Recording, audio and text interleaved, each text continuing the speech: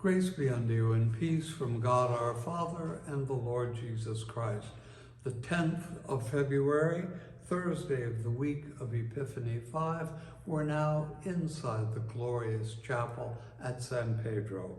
The reading is Henry Ward Beecher, 1813-1887, and it's one of those readings that I find laudatory, inspiring, and reminds me of how different I am from some things. At any rate, says Henry Ward Beecher, I had a man in my parish in Indiana who was a very ugly fellow. He had a wife and daughter who were awakened during a revival, which was then working, and while visiting others who needed instruction, I went to see and talk to them. He heard that I had been in his house, and shortly thereafterwards I passed down the street where he lived. He was sitting on the fence, and all the filth that was ever emptied on a young minister's head, I received my share. He threw it out, right, left, up, down, said everything that was calculated to harrow my pride. I was very wholesomely indignant for a young man. I said to myself, look here, I will be revenged on you yet. He told me I should never darken his door again, to which I responded that I never would until I had his invitation to do so. Things went on for some time.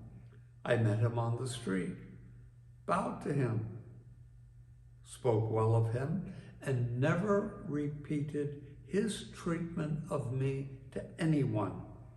We constantly crossed each other's paths and often visited the same people. I always spoke kindly of him. Very soon he ran for the office of sheriff, and then I went into the field and worked for him. I canvassed for voters. I used my personal influence. It was a pretty close election, but he was elected. When he knew I was working for him, I never saw a man so utterly perplexed as he was.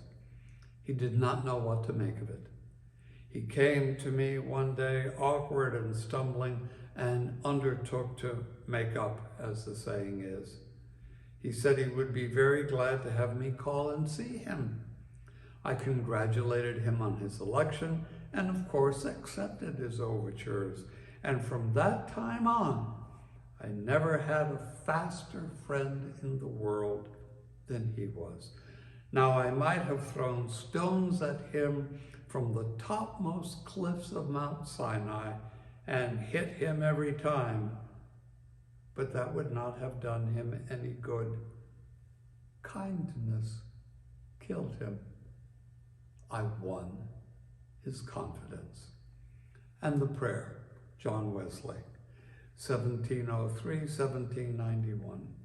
O thou who art good and dost good, who extendest thy loving kindness to all mankind, the work of thine hands, thine image capable of knowing and loving thee eternally, suffer me to exclude none, O Lord, from my charity, who are the objects of thy mercy, but let me treat all my neighbors with that tender care which is due to thy servants and to thy children.